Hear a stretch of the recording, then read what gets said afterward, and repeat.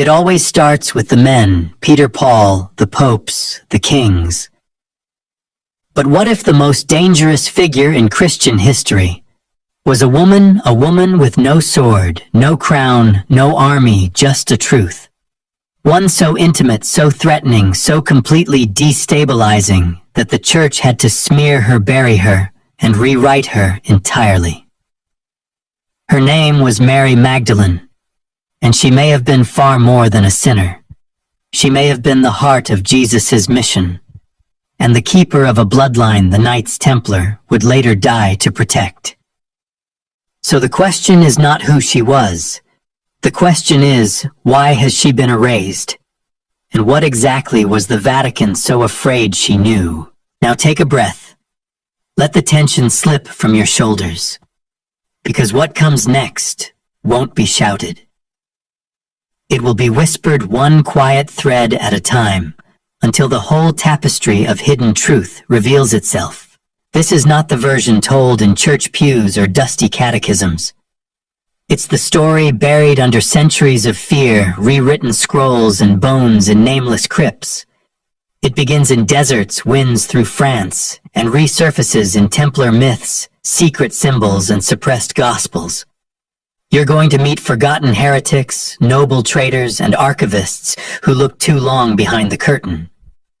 You'll hear Magdalene's voice in places where women were told to stay silent and follow it through locked Vatican vaults, to stained glass clues and unmarked graves. And maybe, just maybe, you'll come to see why the men in scarlet robes needed her gone so badly.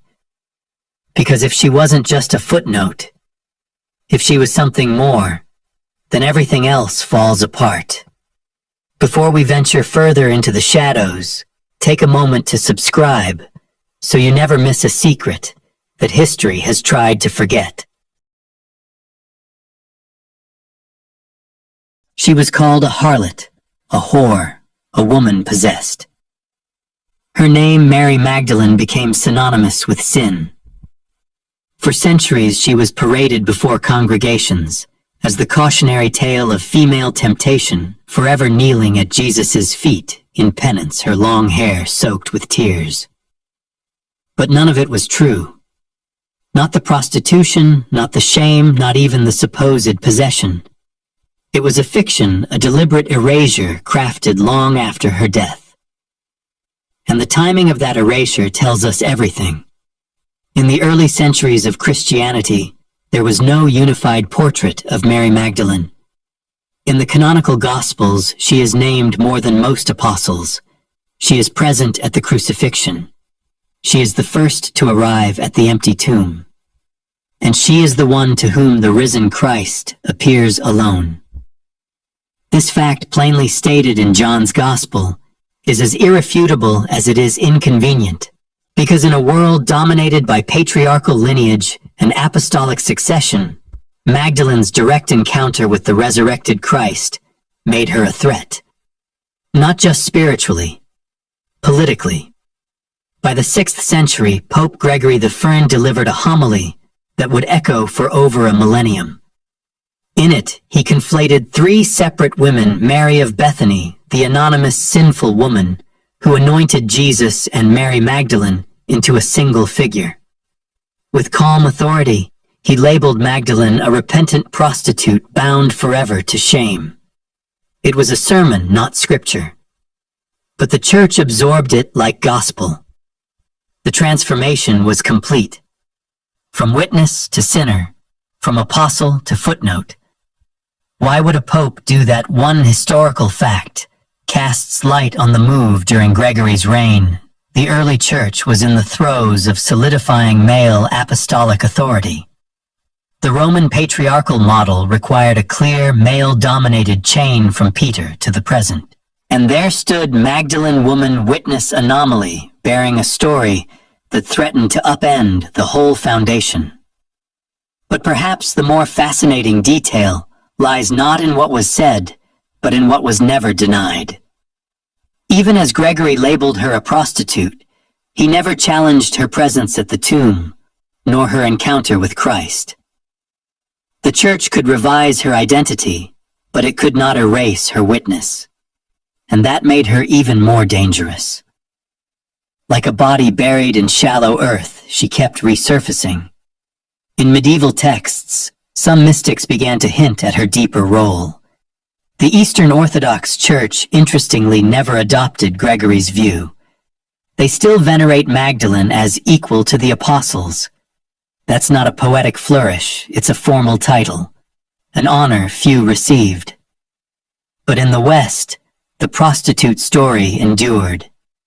It endured in sermons in stained glass and in the whisperings of monks who were warned never to elevate a woman above her place. One obscure but telling interpretation emerged in the 12th century from a group of Cistercian monks who wrote commentaries on Magdalene's role in the resurrection. They suggested that her solitary witness of Christ meant she was chosen as a messenger to the apostles, not a penitent, but a first apostle. The Latin they used was apostola apostolorum, apostle to the apostles. It slipped quietly through the corridors of theology, but was never embraced by Rome. To do so would raise questions too unsettling, too destabilizing, and far too feminine. Modern scholars continue to debate the true source of Magdalene's mischaracterization. Was it ignorance politics, or something more coordinated? The Vatican has never formally apologized for Pope Gregory's conflation, though in 2016 Pope Francis did elevate her feast day to the same level as the male apostles. A small gesture. Too small perhaps to undo 400 years of slander. But if the lie was deliberate, what truth was it hiding? What did Mary Magdalene know or represent that caused the early church to suppress her? And why did her image, despite everything, keep reappearing in the places the church feared most? You may recall that even her post-crucifixion journey remains shrouded in contested lore. And as we move forward, you'll start to see how those legends intersect with one particular group of knights. Warriors who did not seem to serve Peter's Rome, but someone else entirely. Someone older, and possibly feminine. Beneath the familiar canon of Matthew, Mark, Luke, and John lies a shadow library gospels that once circulated alongside the official ones, only to be later condemned, buried, or forgotten. These were the writings deemed too strange, too mystical, or too dangerous. And among them, a few dared to do something radical. They gave Mary Magdalene a voice.